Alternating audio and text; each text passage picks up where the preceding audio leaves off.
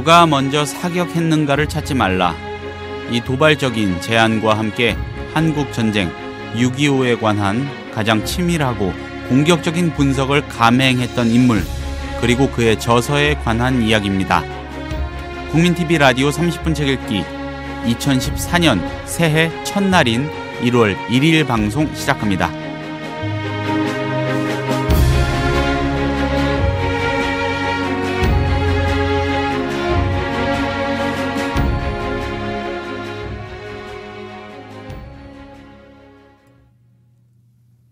안녕하세요. 30분 책 읽기 김효진 PD입니다. 여러분 새해 복 많이 받으시길 바랍니다. 더불어서 늘 건강하시고요. 지킬 수 있을 만큼 다짐하시고 꿈꾸시고 꼭 이루어내는 한 해가 되길 바랍니다. 제가 평소에 하는 생각이기도 합니다. 작년은 한국전쟁 6.25 정전협정 60주년 되는 해였죠. 그래서 어제와 오늘에 걸쳐 늦게나마 브루스 커밍스의 한국전쟁의 기원을 다루고 있습니다. 이희진의 역사 읽기를 통해서입니다. 잠시 뒤에 하편 시작합니다.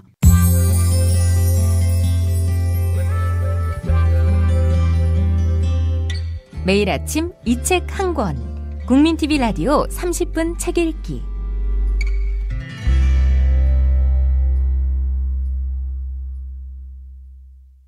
선생님 안녕하세요. 안녕하십니까? 네, 새해입니다. 예, 그렇군요. 예, 새해 복 많이 받으시고요. 건강하시길 바랍니다. 예, 감사합니다. 예, 그리고 앞으로도 재미있는 말씀 많이 부탁드리겠습니다. 예, 감사합니다. 저한테도 보람인거려. 예, 브루스 커밍스의 한국 전쟁의 기원, 어제 상편에 이어서 오늘 하편으로 다뤄보려고 합니다. 소위들 말하는 수정주의라는 거, 그리고 그 배경, 우리가 브루스 커밍스라는 학자, 그리고 한국 전쟁의 기원, 그리고 한국 전쟁 그 자체, 6.25 그 자체를 바라볼 때 어떤 경계심을 가져야 되는지에 관한 얘기를 해 주셨다면은 오늘은 브루스 커밍스의 한국 전쟁의 기원이 도대체 어떤 내용인지 그 중요한 주장들에 대해서 본격적으로 한번 살펴주실 예정이신 거죠. 예. 예. 하도 커밍스라는 사람의 주장에 대해서 제멋대로 해석을 해서 왜곡을 시켜놨기 때문에 네. 이제서야 네. 일부 내내 왜곡을 한 맥락에 대해서 따지다가 네. 이제서야 커밍스의 얘기가 뭔지 시작을 하게 되네요. 예, 그 내용을 먼저 설명을 할까, 그 배경 맥락을 먼저 설명을 할까, 선생님하고 고민을 많이 의논을 했는데 네. 내용보다는 그 맥락을 먼저 짚고 넘어가는 게 좋겠다는 판단에서 이렇게 순서 구성을 한번 해봤음을 청취자 여러분들께 말씀드립니다. 그렇죠. 그러니까 왜 왜곡이 됐는지를 이해를 못하면은 예. 커밍스의 얘기가 불쑥 나왔을 때 오히려 더 이해를 못할 수가 있거든요. 그래서 그런 겁니다. 알겠습니다. 자, 오늘 하편 이야기를 본격적으로 시작을 해 주시죠. 네. 그러면 이제 진짜 커밍스가 네. 어디에 주목을 했느냐 하는 얘기부터 시작을 해야 될 것 같아요. 예. 그러니까 커밍스의 얘기는 그 두꺼운 책을 다 읽어볼 필요도 없이 예. 목차만 읽어봐도 그 의도는 환히 드러납니다. 주목을 한 내용 대부분이 예. 전쟁 전에 있었던 소위 예. 말하는 해방 이후부터 네. 일제가 항복한 이후부터 이 전쟁이 일어나기 한 5년 정도 예. 예. 시기에 있었던 한국 사회의 사회 경제적 또 정치적 예. 이런 변화를 많이 주목을 합니다. 그 어떤 맥락에서 그러냐면은 예. 사실 식민지로 있었던 나라가 해방이 되면 네. 그 속박에서 풀려나면 당연히 신생 독립국가로서 많은 과제를 가지게 될 거 아니겠습니까? 예.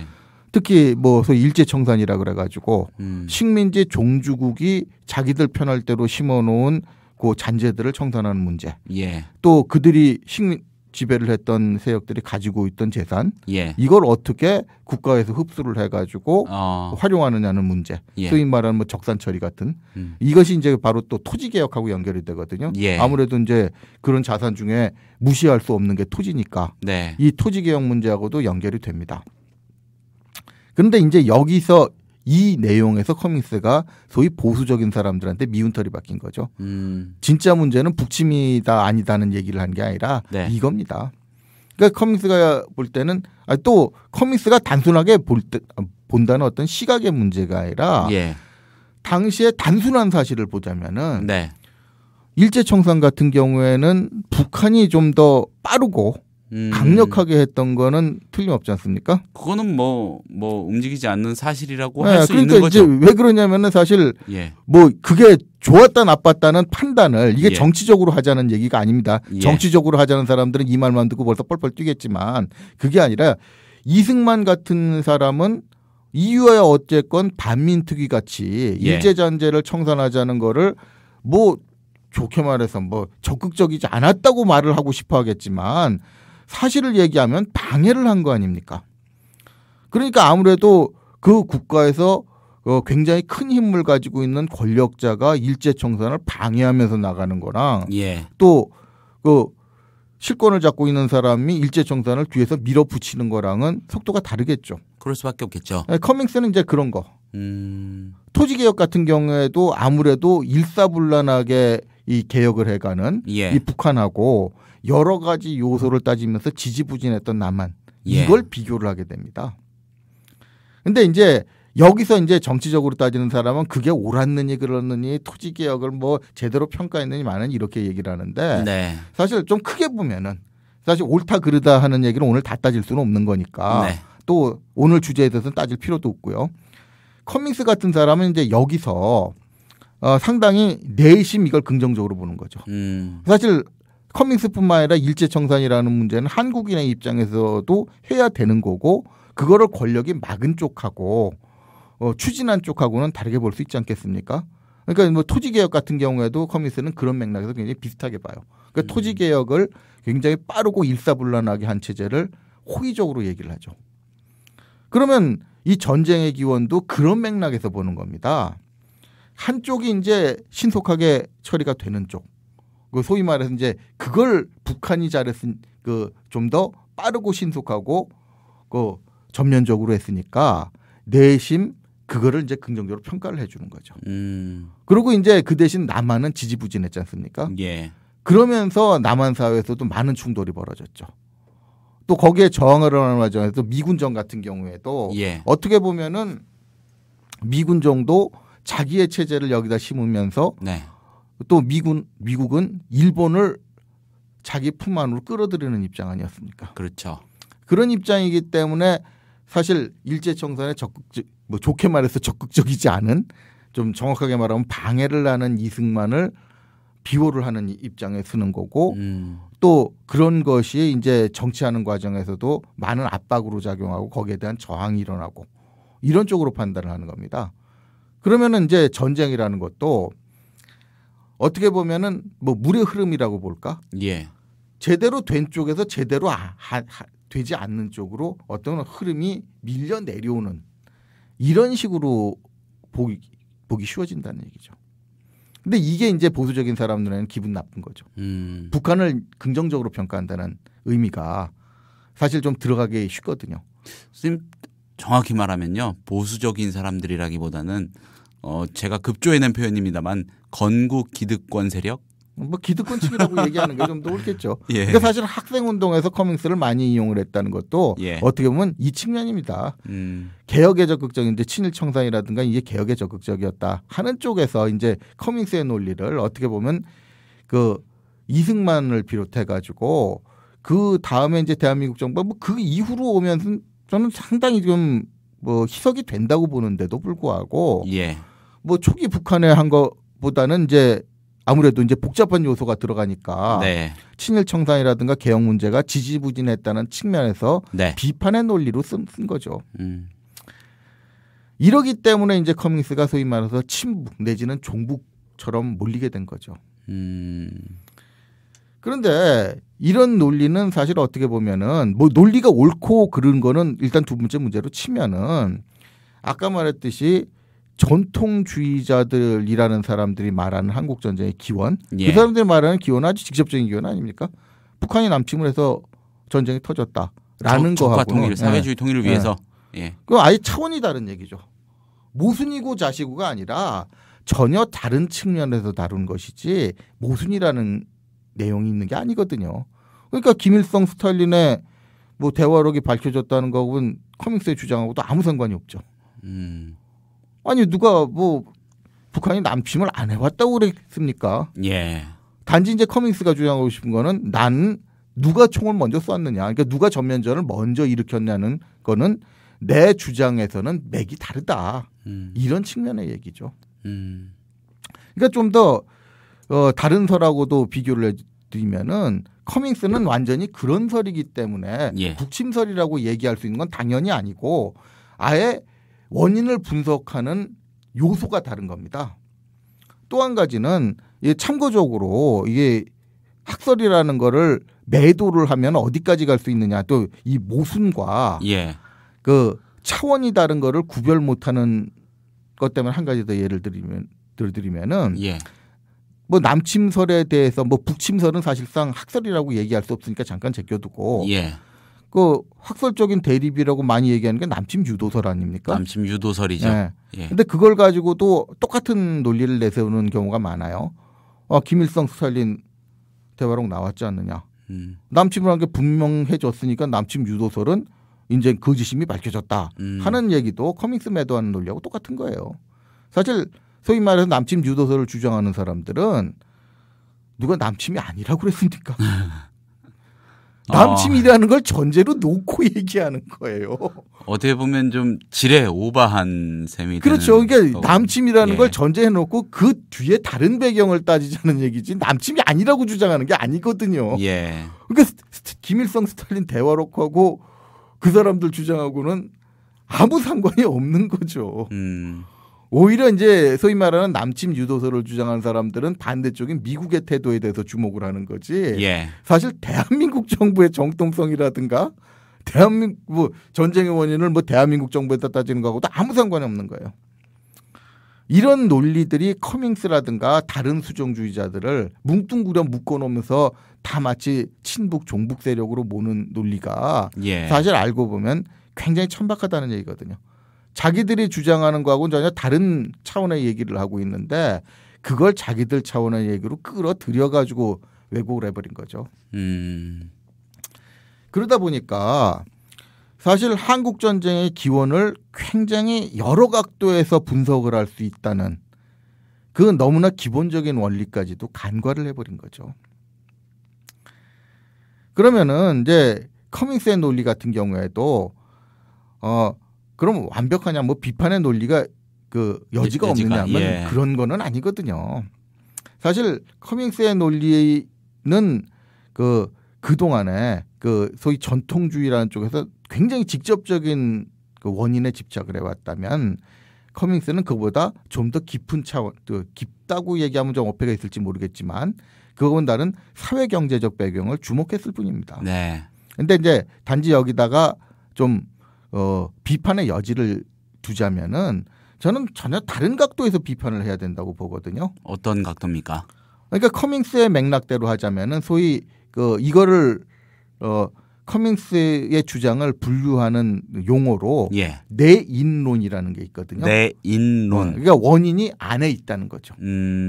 전쟁의 원인이 한반도 그렇죠. 안에 있다. 있다. 예. 그러니까 한민족 안에 있다는 식으로 얘기를 하게 돼요. 자기들끼리 치고박은 싸움이다. 그렇죠. 그러니까 네. 한쪽은 개혁이 제대로 신속하게 전면적으로 진행되고 있는데 한쪽은 지지부진했다. 예. 하는 얘기가 돼버리니까 그렇게 되면은 그건 한국 사람 내부에서 이 갈등이 폭발한 게 전쟁 아니냐 이런 식으로 나가게 되거든요. 그러니까 똑같은 38선상의 이 그 지역적인 예. 충돌을 보는 시각도 그 각도에서 보게 되죠. 그러니까 이 얘기를 한다고 해서 인도의 굽타하고는 조금 차원이 다르다는 거예요.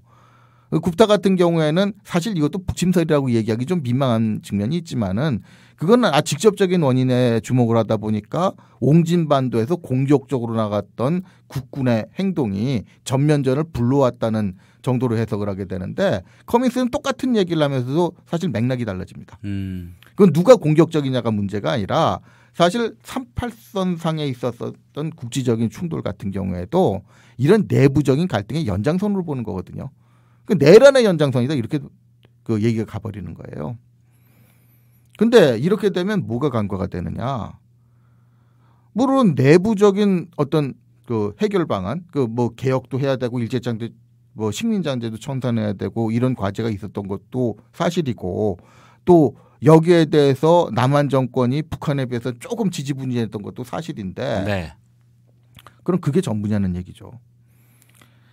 사실 뭐 뒤에 나오는 걸 보면은 여기서도 어떻게 보면 자기 논리에 빠져서 조금 간과를 한 게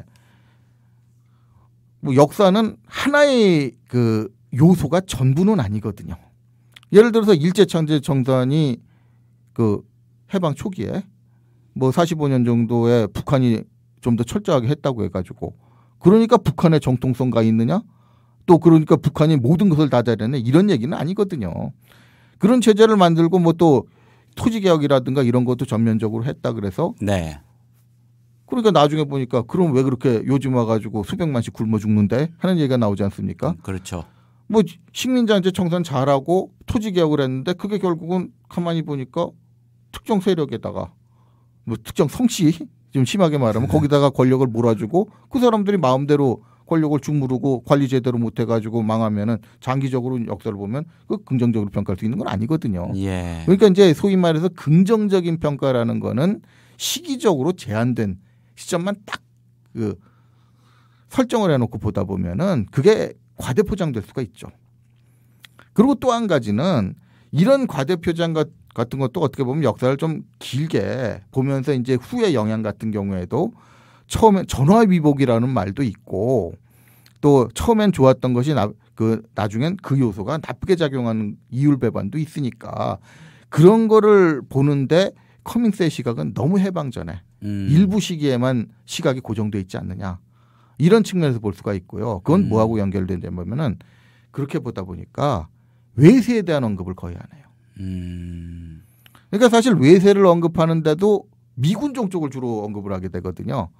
왜 그러냐면은 이제 일제전제 청산이라든가 토지개혁이라 이런 문제가 남한이 좀 더 부진하니까 당연히 그거를 억압하는 존재를 상정을 하게 되고 이승만 정권 같은 경우 실제로 이 방해나 억압 같은 걸 좀 했지 않습니까? 네. 그러니까 이승만 정권을 비호한 미국 이런 측면에서 얘기를 하게 되죠. 그러다 보면은 약간의 평양이 될 수가 있는 게 이 비판이 미국 쪽으로 좀 치우치게 돼 있어요. 근데 뒤집어 말하면은 그럼 소련이라고 뭐 특별히 미국보다 한국 사람들을 생각하는 정책은 아니거든요. 네. 어떻게 보면 그 당시 그 나라들의 입장이죠. 미국은 일본이라는 나라를 그 자기 편으로 넣어서 끌고 가야 되는 입장이고 예. 소련은 어차피 계속 적이거든요. 그 전이나 후나. 어차피 뭐 제국주의 일본이나 자본주의 체제로 편입된 일본이나 소련의 입장에서는 적이 되기 마련이니까 그 전제 청산하는 데는 좀 더 적극적일 수 있는 거지. 한국 사람 생각한 건 아니거든요. 그럼 더 크게 보면 뭐냐면은 미국이든 소련이든 근본적으로는 자기에게 유리한 체제를 한반도에 자기들이 점령한 한반도 땅에다가 심고 싶었던 거 아닙니까? 그러니까 그렇게 되면 어떤 결과가 나느냐면은 사실 분단이 되지 않은 상태에서 예. 그 상태에서도 사실 한국에는 여러 가지 정파가 있었지 않습니까? 남한에서 그랬듯이 뭐 이게 통일된 한국 땅에서 벌어졌다고 해도 정파 간의 정쟁은 굉장히 심했을 겁니다. 그런데 문제는 그런 정쟁하고 실질적으로 국가 체제가 완전히 나눠서 이 국가 대 국가라는 단위로 전쟁에 붙은 거하고 차원이 같겠느냐는 거거든요. 사실 한국 전쟁이라는 걸 전제로 놓고 보면은 뭐 상대방을 국가로 인정하느냐 마느냐하고는 상관없이 네. 실질적으로는 국가 체제를 갖춘 두 세력 간의 전쟁이거든요. 예. 이건 그냥 정권 잡겠다고 싸우는 내전하고는 기본적으로 유가 다르죠. 여기다가 이 전쟁을 빌미로 해가지고 외국 군대가 개입을 했지 않습니까? 그렇죠. 그러면서 전쟁의 규모가 커지고 전쟁의 규모가 커진 만큼 한국 사람들의 희생, 물론 여기에 파견된 외국군들도 많이 희생을 당했습니다마는 그거야 뭐 어차피 싸우는 직업을 가진 군인이 희생되는 거랑 애꿎은 민간인들 왜 전쟁이 나는지 아무 상관도 없는 사람들이 떼죽음을 한 거하고는 다르지 않습니까? 네. 거기다가 국토가 완전히 쑥밭이 돼가지고 사람들이 경제적인 기반을 잃고 굶주림에 시달리고 그 위에 엄청난 악영향이 오는 이런 전쟁이 난 거하고는 유가 다르죠. 그렇다면 뿌리는 외세가 심은 거 아닙니까? 자기들 마음대로 사실 외세가 38선정하고 남북으로 각각 진주해가지고 분할 점령을 할 때 한국 사람들한테 허락을 받았습니까? 아니 허락은 고사하고 뭐 묻기나 했습니까? 사실 어떻게 보면 뿌리가 거기 있는 거거든요. 예. 그럼 외세가 자기들 입장 아닙니까? 자기들의 입장, 자기들의 이익을 지키기 위해서 멋대로 설정해 놓은 게 한국 사람들한테 나중에 전쟁까지 번지는 거의 국가 단위의 세력으로 나뉘어서 이게 충돌을 하는 이런 전쟁으로 번졌다는 이런 요소에 대해서는 언급을 거의 하지 않게 되거든요. 왜 안 했을까요? 그거를 빼고 왜 이런 분석을 해보려는 시도를 했던 걸까요? 그러니까 이게 학자들이 예. 범위를 설정하는 한계라는 거를 이해를 해야 됩니다. 그러니까 어떻게 보면 한국전쟁의 기원이라는 제목을 보면 당연히 이게 더 중요한 요소가 되지 않습니까? 네. 근데 그거는 한국전쟁에 대해서 궁금해하는 사람들이 갖는 호기심일 뿐이고 아니 연구하는 사람이 나는 그거고 좀 다른 원인을 규명해 보겠다고 하면 방법이 없어요. 그럼 그 사람 자유인데. 그러니까 어떻게 보면 연구자의 한계라는 거를 이해하고 봐야죠. 오히려 커밍스 비판론자시군요. 네, 저는 조금 비판적으로 봅니다. 종북은 아니신 게 확실합니다. 예. 다만 비판을 해도 종북이라 돼요. 다만 이 올바른 비판의 지점을 찾고자 시도를 하시는 걸로 저는 이해가 되네요. 네, 그러니까 제가 비판하는 게 올바르다고 얘기하는 건 좀 제 자신이 그렇게 얘기할 수는 없는 거 아닙니까? 네. 저는 충분한 근거와 논리를 대고 인정받기를 바라야 하는 입장이니까 네. 그렇게 말씀드릴 건 아니지만 적어도 시도를 하고 계시니까요. 네. 예. 적어도 한국 전쟁을 볼 때는 그런 외세라는 쪽이 굉장히 좀 주목이 돼야 된다고 보는데 제가 커밍스에 대해서 개인적으로 가는 불만은 그거라는 겁니다. 그러다 보니까 사실 약간 편향적인 측면이 나오거든요. 그러니까 그게 이제 누가 말하는 대로 친북이나 종북적인 성향이어서 편향적이 나는 게 아니라 예. 자기가 설정한 연구 범위 또 자기가 가지고 있는 시각 이런 데서 자연스럽게 나오게 되는 편향성이지 전 고의적인 편향성이라고는 안 보이거든요. 그러니까 이거는 커밍스 같은 사람은 사실 학자적인 입장에서 비판을 해야 되는 거 아닌가. 그거를 이제 오히려 정치적으로 어떤 이데올로기를 넣어가지고 이념적으로 좌냐 우냐 이런 걸 따지다 보니까 오히려 저는 좀 진짜 커밍스에 대해서 비판을 해야 될 부분에 대해서는 면죄부를 줘버리고 커밍스가 하지도 않은 주장을 자기 멋대로 만들어서 비판하는 결과가 나오지 않았나. 저는 좀 이런 입장입니다. 비판의 소지가 굉장히 큰 학자인데 그렇죠. 방향이 틀렸네요. 그렇죠.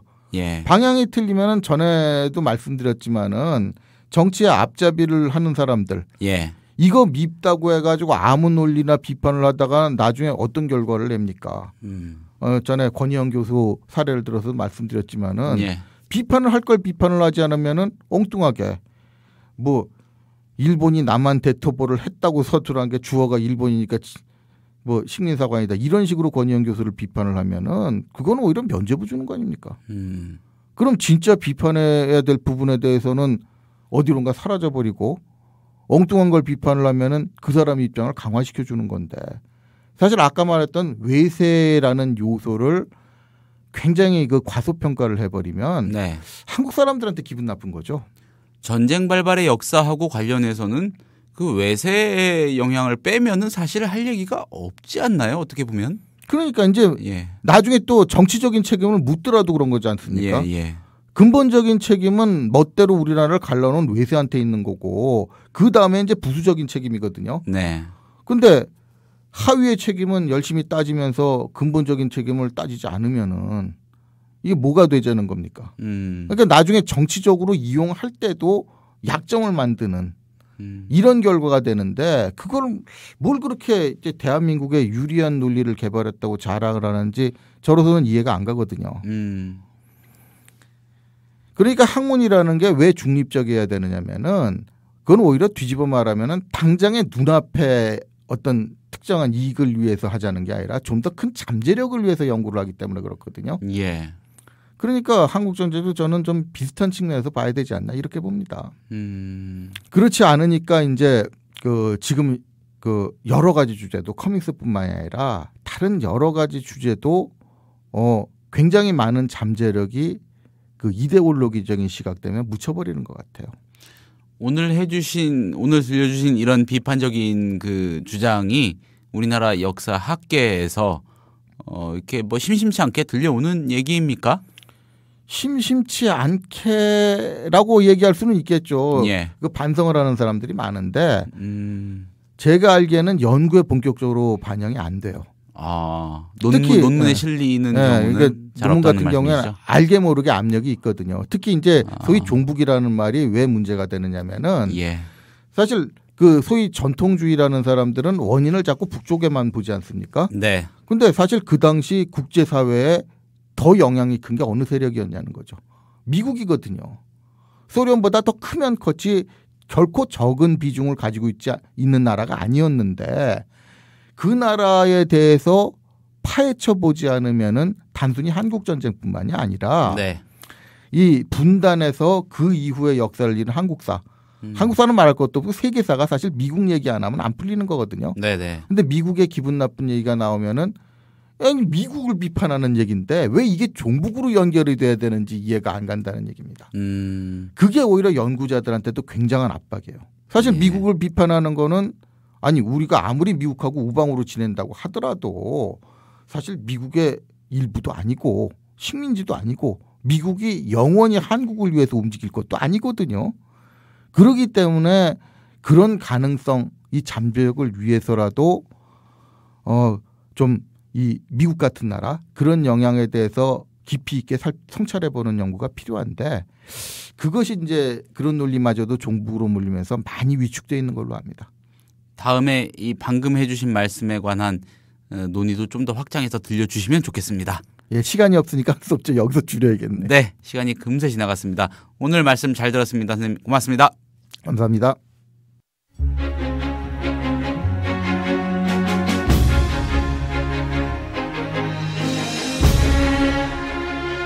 (2014년) 새해 첫날 아침에 30분 책 읽기가 다룬 책은 어제에 이어서 브루스 커밍스의 한국 전쟁의 기원이었습니다. 새해 복 많이 받으시길 건강하시길 바랍니다. 감사합니다. 내일 다시 인사드리겠습니다.